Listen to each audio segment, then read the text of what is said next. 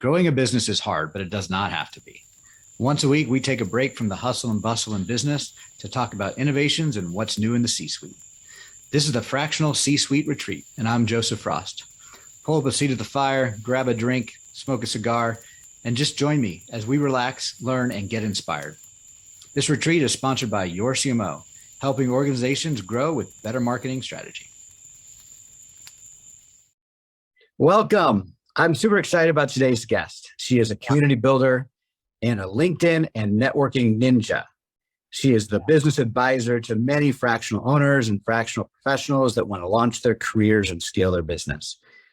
She is the founder and CEO of Fractional Connections. Welcome, Nancy Fox. How are you? Oh, I'm great, Joseph. Thank you so much for having me. It's so great to be with you. I've been waiting to have this chat with you for quite a while, and I'm very honored that you're having me. Oh, thank you. Well, I can attest to your ninja skills on LinkedIn. I think every post that I've been on, you've tweaked or mentioned, and you've linked some stuff to me. And it just seems like that is a passion of yours as well as a true gift. So thank you for all the effort you put into LinkedIn and our community. Thank you. Pleasure.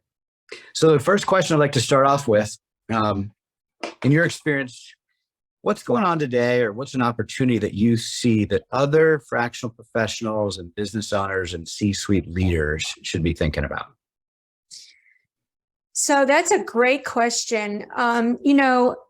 It's incredible what's been happening in the fractional community in just a very short period of time. Now, I know that it's really been around 3 or 4 years under the name of fractional executive, but the real wave is just starting right now. So if it wasn't for the pandemic, I don't think the wave would have been as strong and as high. But I think it enlightened a lot of people. So what's really happening now is I think we are watching, and this is the most important thing for all people in the fractional community, is we have got to get the awareness of entrepreneurs up. This is our main mission. It's trickling in. It's, a little bit here, a little bit there.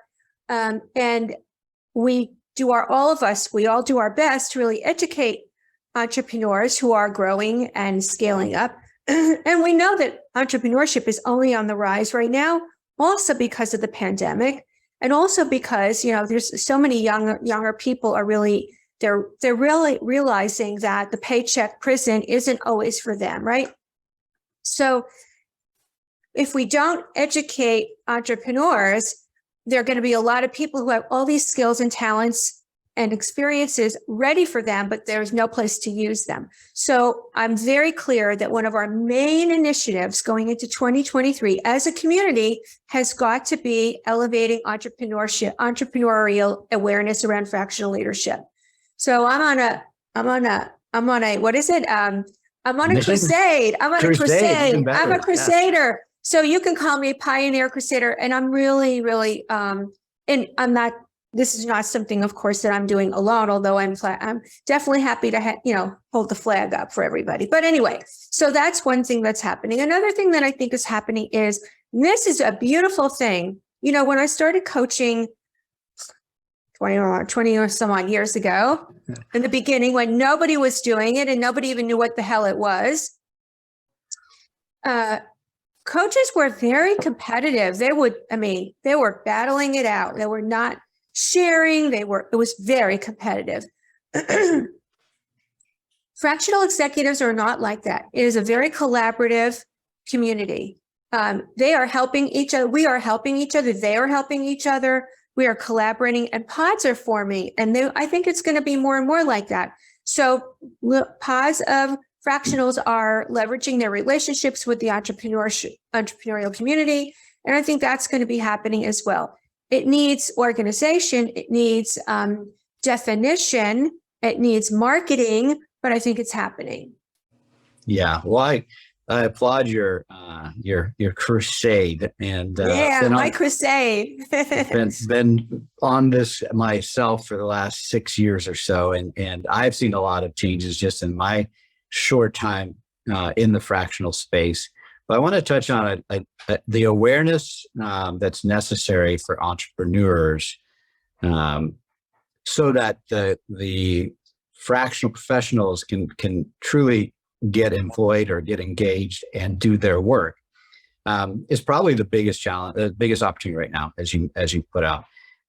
But as you mentioned, it lacks some definition. So if you could be speaking to a group of entrepreneurs right now, how would you explain what a fractional professional does, what the value to an entrepreneur is, and how best they could access the right fractional professional for their team? So I'm going to answer the question directly, and then I'm going to give you an indirect thing that happens, why I don't think that's why answering it in the normal way is enough. So it was very interesting. Back in April, I did this really short LinkedIn post about the distinction between a consultant and a fractional executive. It was like really short.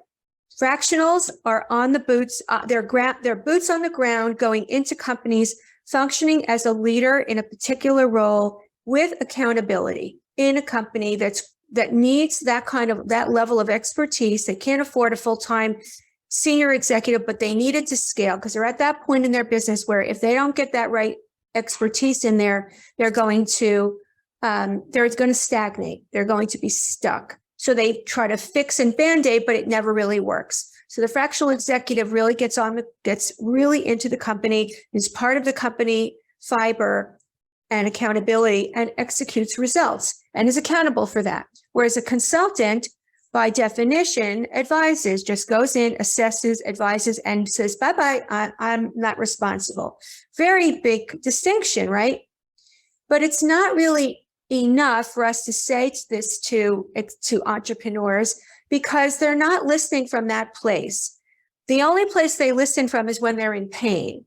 So it's like, oh, your sales are, you can't figure out why your sales are lower or behind, they're lower or they're stagnating, and you can't figure out why. And every meeting you've had with your team isn't producing a result. Then you can explain, oh, have you heard about? But to share about this from a 30,000 foot explanation, and most fractionals do when they post, fractionals, are this, and, consultants are that, but it's not enough. We have to really start the conversation from the point of view of the entrepreneur and the specific migraine headaches they have. And I call them the 10 migraine headaches. So the distinction is, when they're not really in agony, they're not going to act. No agony, no action. Yeah, I like that. Well, I'm curious what your 10 migraine headaches are. If you want to share now or later, that's well. I mean, every company has a different set of migraine headaches. But what I work on with my clients is if you're a fractional CSO, sales officer, we go in and we will say, okay, what are the real migraine headaches that your potential clients are experiencing? And if they don't know what their headaches are, the assignment is go back in and figure out what they are suffering about, what they are. And I don't mean just feeling uncomfortable around, I mean really suffering about. Yeah, I like that. And that's the distinction. If I have a fractional CFO, and I had this exact situation happen just last week, I was working with a CFO, fractional CFO, and I said, okay, here's the assignment, write down your 10 migraine headaches of your clients. And 2 of them were migraines. The other 8 were just little, baby annoyances. Like they weren't, how like a paper cut is really, really painful, but it's small. Well, that's a migraine headache. It's really painful. If you just have like sore muscles, you're not going to do much about it. But, if you're getting a really bad diagnosis, that could be, you've got to take care of it, diabetes or something, you're going to take care of it. So that's the point. We really have to understand what their migraine headaches are from their viewpoint, not ours. And that's another thing, trying to put ourselves in their shoes. And it doesn't matter whether you're a fractional, whether you are, it doesn't matter what business you're in, whether you're an accountant, whether you're a lawyer, it doesn't matter. You really got to know what the migraines are. Yeah. And I think that's so simple to some of us that have been in sales marketing for a long time. It's focusing on those pain points and understanding, and that's how you can provide your solution. But for a new fractional professional that is coming out of a corporate, a paycheck prison, they're not used to thinking that way about opportunities. That's right. So I'm glad you're there helping. That's exactly right. I mean, we've both been there. Like, I came out of corporate, and everybody turned the lights on for me. The resources were all there. There was a team in place. Systems were in place. Now I have to go figure everything out myself. This is like, it's shock, So yes, you're right. And we're not used to thinking of it as if our lives depended on it. And it does if you really want to build a fractional business. Yeah. So speaking back to that entrepreneur again, and we've shared with them that this is what the difference between a consultant and a fractional. I think that's a good discussion there. And then understanding what their pain points are. How do they go about engaging with the right fractional professional? What's the steps or the process that an employer or an entrepreneur should take to engage with a fractional professional? So that's another crux of the overall issue is, entrepreneurs are very, by nature, if they're in the growth or scaling up mode, they're very, very busy, and usually wearing many hats or juggling a lot of plates in the air. And that's a problem, right? Because all they're doing is they often will do knee-jerk reaction. The first thing they'll do is they'll go to their friends in their networking group and say, hey, do you know, blah, blah, blah. Or they'll jump on LinkedIn and they'll start doing a search. And for many of the fractional executives who are posting as a fractional executive now, that's a good way of attracting people. For the entrepreneur, how to figure that out is one of the reasons that we need to have more conversations with entrepreneurs to educate them on how to make the best possible decisions, because bringing someone into your company is not the same thing as just hiring a consultant that you can say bye-bye to in 3 weeks. This is somebody who's going to be engaging with your people and can make a big mess if they're not people savvy, if they don't have good people skills. So one of the first things I would say to an entrepreneur who's looking for a fractional executive is ask your fractional executive prospect, how would you integrate yourself and engage with the team to have them want to play ball with you? That's a great question. Yeah. Right. And listen. And if you are not really good with people yourself, you're behind the 8 ball as an entrepreneur. So I think that's a really key thing. I think the agreement of how things are going to work, how you're going to track activity and results on a weekly basis is really important. That if you as an owner of a company are not willing to meet with your fractional executive regularly, I mean, they're willing to meet with you. I could tell you, I speak to hundreds of them. They are hungry to do a great job for your company. But if you are unavailable, you're too busy, if you don't really set the time aside, you're not going to get the best use out of your fractional, and you're going to blame it on anything but yourself. So they've really got to be willing to own it. Now, I can say this because I'm pretty straightforward. I'm a straight shooter. The tough love coach is the one that gets the results, but it's a difficult conversation because as a fractional, you want to really help your clients so much, but they have to want to be helped too. So it's a two-way street. That's where the other side of the exploration comes in. Yeah, I think that's a good, very valid points. And, in the last 6 years, I've seen so many examples that are counter to what you just shared. And generally, it doesn't go well. A couple of the things that I share with business owners and entrepreneurs is that you also want to make sure you look for a full-time fractional. And what I mean by that is you want somebody who's committed to a fractional way of life, if you will, yes. A fractional practice. And there's a lot of what I call, there's a lot of people that are got a foot in the water. Maybe they're in between 2 full-time jobs, laid off or otherwise, and they're not going to stay around long, and they haven't made the commitment and investment in themselves to really understand how to deliver value as a fractional. So that's a kind of a red flag. Also, there are people that are full-time with an employer that is their prison paycheck, if you will, and trying to do this on the side, part-time and that's a problem because you don't get access to them. And maybe it'll work nights and weekends, but That's not a fractional, that's an off-hour, consultant at the best. That's a side hustle, right? Yeah, Exactly. yeah. And that doesn't work well in a leadership role. And that might work well to get some project work done or some tactical stuff done, but not in leadership. And then the other thing I see that's problematic is kind of a glorified fractional executive. It's somebody who took a 6-week class and is a copywriter that now puts a CMO tag on their LinkedIn profile and is offering fractional CMO services, but they've not done anything. They're a freelancer that's posing. So that's something to be aware of. And as the market matures, there are more and more people coming into it that fit that category. With our organization, all of our fractional CMOs are franchisees, which is almost, like there's a financial investment, there's a time investment, and they're standing up and saying, yes, this is my business. I am full-time. I am doing this. That's not a requirement by any means. There's plenty of other fractional CMOs and CXOs out there that have made the commitment that aren't franchisees. But that's just one of the ways that we've been able to showcase that when we meet with clients. That's an interesting thing that we're talking about, Joseph. I think that leads us to another important opportunity for the profession, and that is the certificate.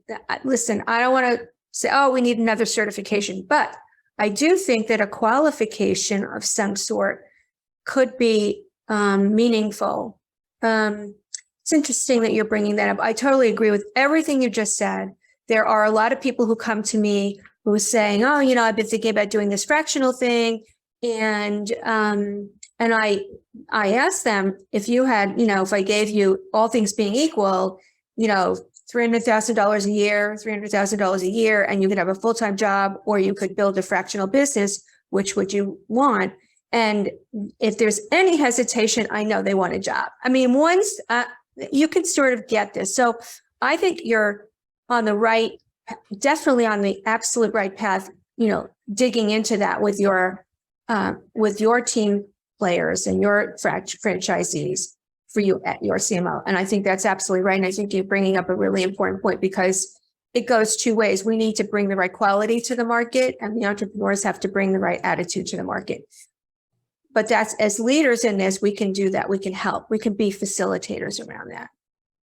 Yeah, I think for sure. The other thing that I tell business owners that they need to look for is a proven process. And you spoke to that in what your comments were. And for me, a proven process is the fractional professional has at least mapped out their approach to the engagement, their cadence of communication, and how they do things. And it's similar over and over again because it's proven. And it's not just a one-off, we'll figure it out when you start paying me kind of thing. It's that proven process can come from their years of practicing in an internal organization that just bring it out. Now they do it externally, perfectly fine. It's been proven.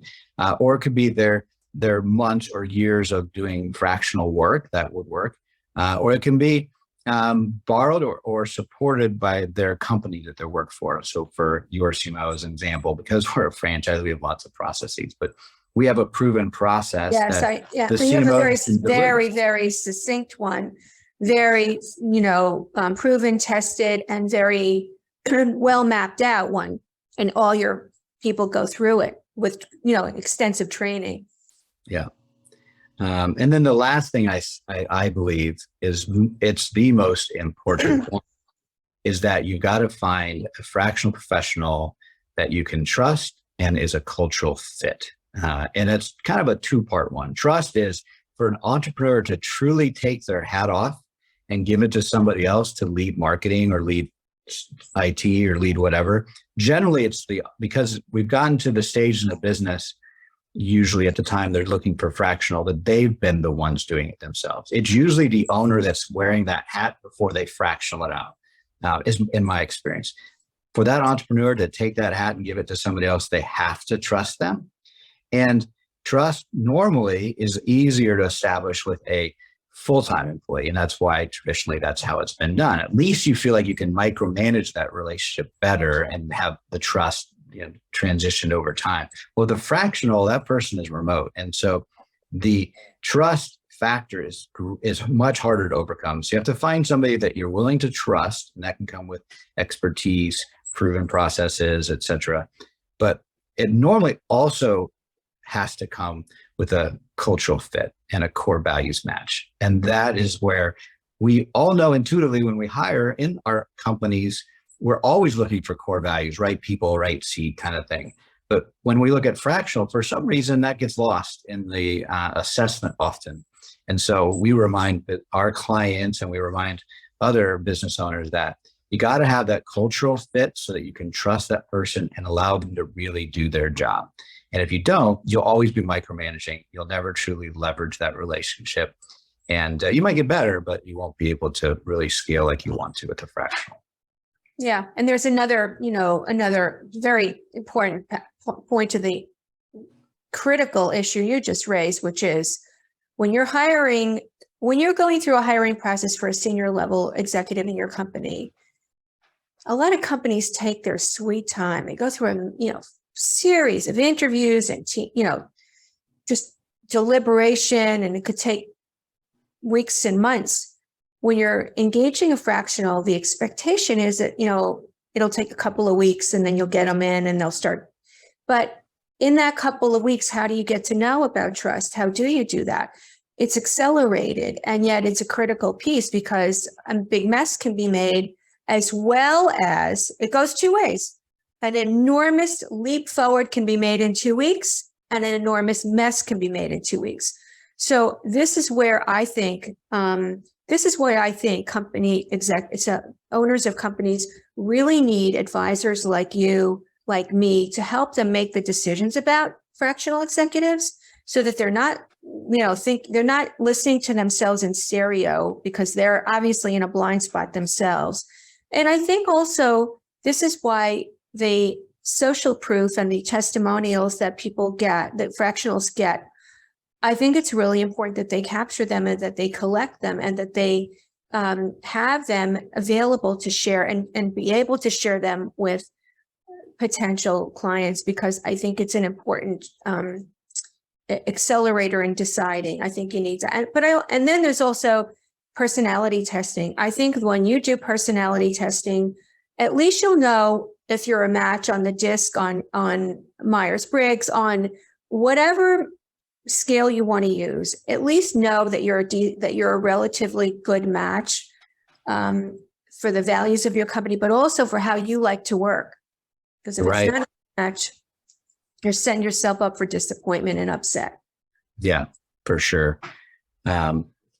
It's an interesting community that's evolving right now, and there's a lot of opportunity for learning and building some common language and definition, as well as some frameworks for success. And it's fun. I'm excited about being in this space. It is so much fun. And I will tell you that, just to say, one of the reasons I'm so, people have, they think I'm such I'm really so enthusiastic and Pollyanna about this community, is because they're very smart. They're very educated. They have great expertise. They have great pedigrees, and their networks are killer. So, all of these factors and their desire to be helpful. One of the things that's a beautiful thing is when I speak to fractional executives, it's consistent. They are so eager to make a difference with companies and to work in a variety of situations.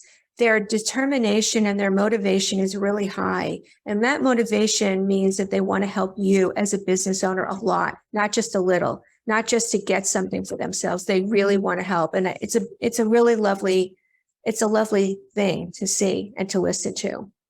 Yeah. I'm curious, do you find yourself coaching fractional professionals more on the client acquisition kind of side, or the client service and retention side? More on the acquisition side, and there are two big buckets. One, acquisition, and then I work a lot with fractionals who are in scale-up mode, and they are looking for solutions because once they get to full plate in there, they're looking to scale their business. They don't really know a lot about how to take it beyond $30, $40, $50,000 a month without working harder. And then they have just another job. So we work a lot with scaling up solutions too, like how to really expand the business without working harder. And what are some of your solutions there? Because that's an interesting conversation. Because at its core, fractional professional, it's their time that they're trading for dollars. How do you scale that? Well, the first and most important thing to recognize is that just because you're a fractional executive and you're starting out with your offer is your time and expertise, that eventually you're growing a business, and a business never has just one revenue stream. So at least 3 revenue streams is what we're teaching. And depending on what your skill sets are, it would depend on what other revenue streams we would recommend, but there's so many. There's all different kinds of recurring revenue streams, all different kinds of recurring services, all different kinds of productization, and methodologies of delivering and selling systems, and all different ways. So luckily, fortunately, after all these years, I've learned so many of them, both for the online world and the in-person world, and I had a lot of arrows in my quiver to share with people. And that's a very creative and wonderful process. And very often I'll work with people in what I call VIP strategy days. So very often we'll work a full day just on developing their revenue streams. So it's really, and the thing that's really interesting is teaching them how to market those VIP days with their clients. Yeah. Let's do a little, if you're with me, let's do a little brainstorm. 10 ways to scale as a fractional professional. We'll just go back and forth. I'll share one idea and then you share one, and let's get to 10 for our audience. So one way I think is speaking. I think that fractional professionals have an opportunity to not only speak about their expertise to specific audiences, but to monetize that through paid keynote speaking. And it takes time and energy. But it'll put you out there. It gives you an additional income stream, but it's also an opportunity to drive business. So that's one, speaking.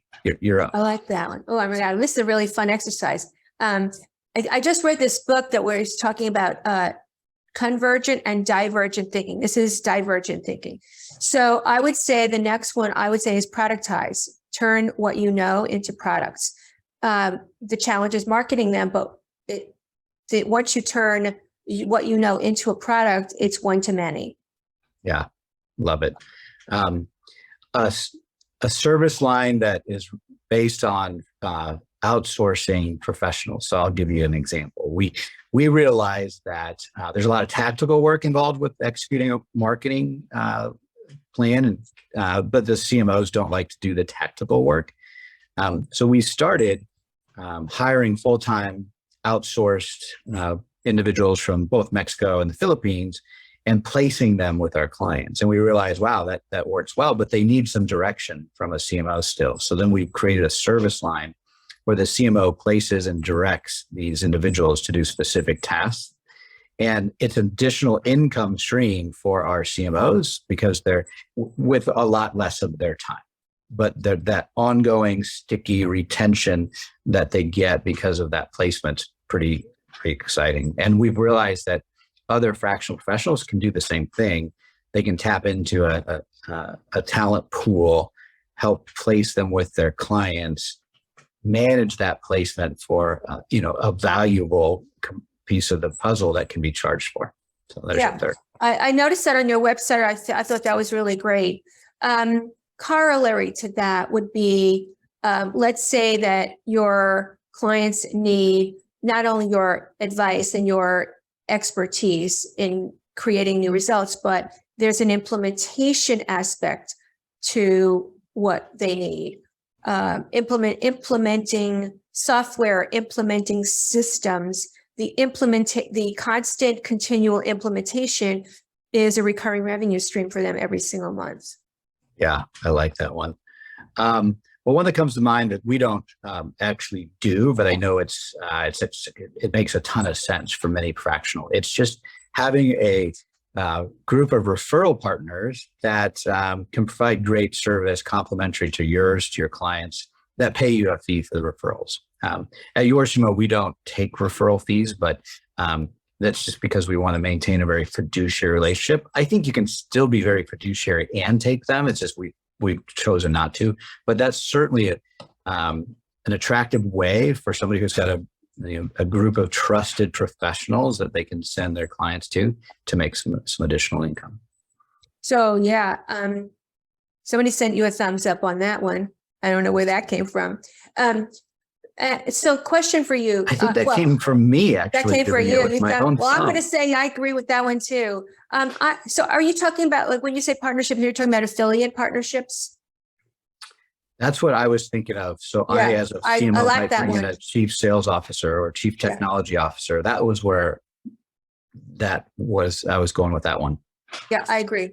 The other thing I think is we can create, you can slice and dice your services.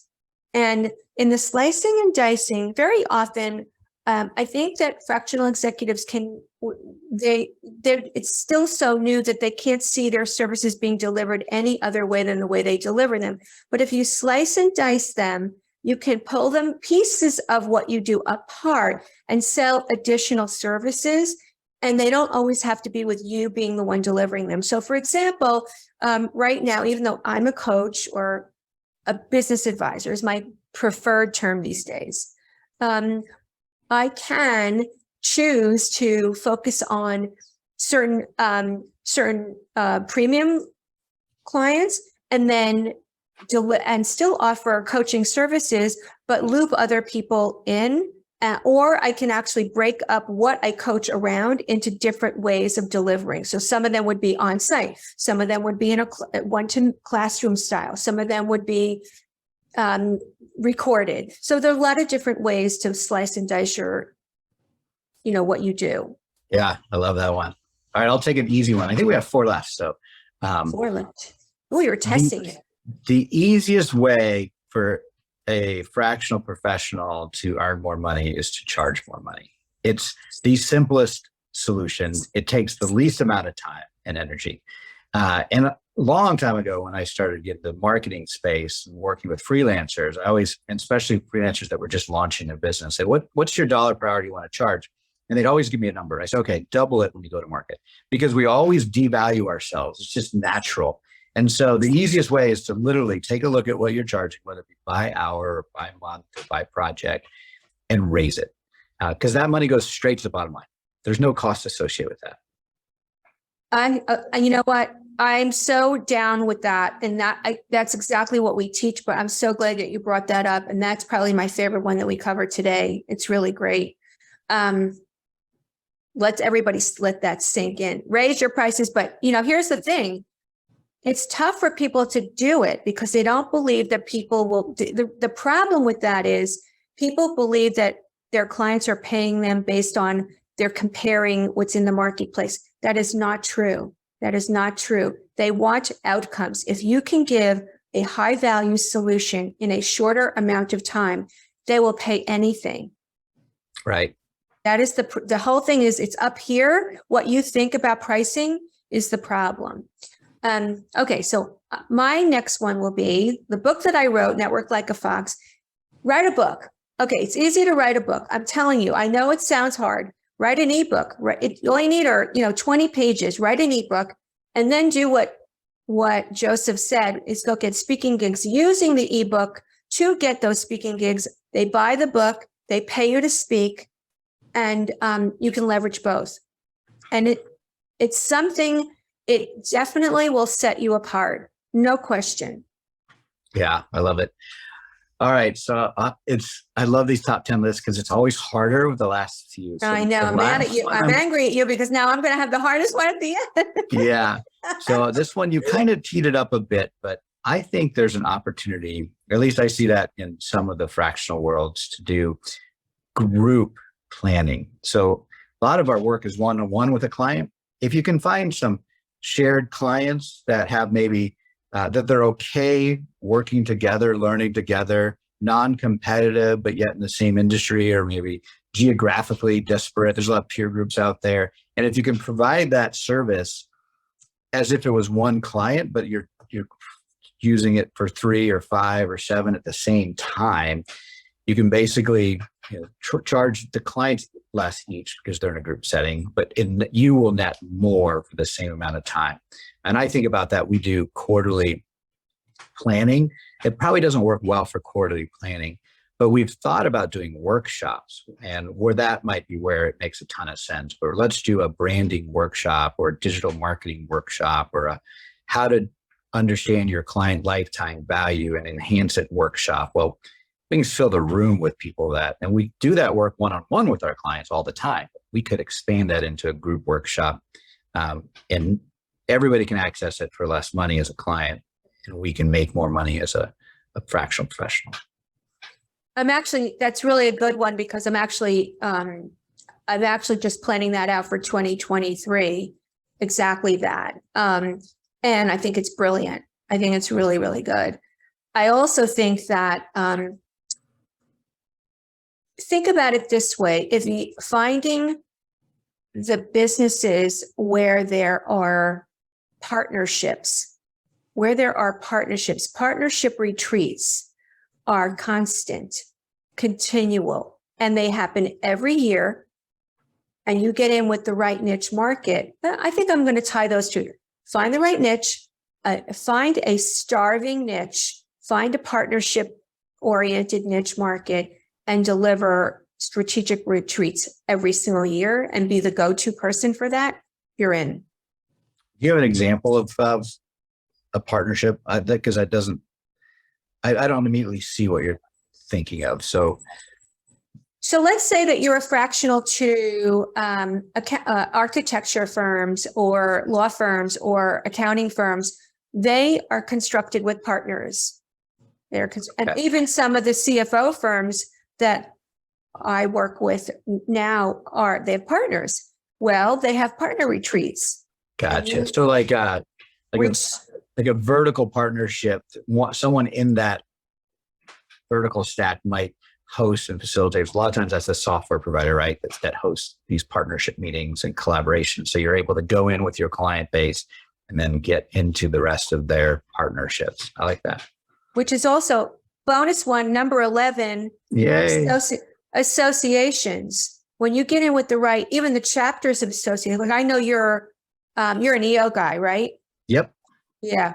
Well, that must be the EO is one of the most fantastic organizations for the right caliber, the right quality of entrepreneurs, and they're positioned perfectly to engage fractional executives. So once you get in with one chapter, they are the most learning oriented association organization I've run across in all my years. So they're a good group of people to get in with. Yeah, it's a great organization. I've been involved in it for a long time, and I know they're awesome. It's the win-win for me. It's an amazing organization of entrepreneurs that I can learn from and become a better business person. Right. And it also just happens to be a really good target audience for the work that we do, and really any fractional does. And so I probably introduce more other fractional professionals to EO than I do my own team, because the audience is starving for CFOs and COOs, CTOs. It's a nice organization. Vistage is another one. Another one. Yeah. I've got a list going of the ideal ones. So my point is get in with the right organizations and associations. And it's a stream. It's a pipeline flow. All right. So what I think we need to do is you take this podcast. We're not going to show it to anybody. We're going to productize it, and then we'll put a price tag on it, and we'll send it out to the world to be able to figure out the top 10 ways to make more money as a fractional. We'll be millionaires. We can retire and we'll be done. We'll have a lot of fun. We'll make money. We'll help a lot of people. I'm down for that. Or they might just get it for free, and then it will be the unkept secret of the world. Well, they still have to learn the how. Like the what is one thing, the how is another. Yeah, the how is the key. Like all those items we laid out are all doable. It takes a little know-how to do them, and then it actually takes time and energy and money to execute as well. So, and you're there for that. For sure, in your work that you do. And I'm so excited you came on to share your talents with us. Thank you very much.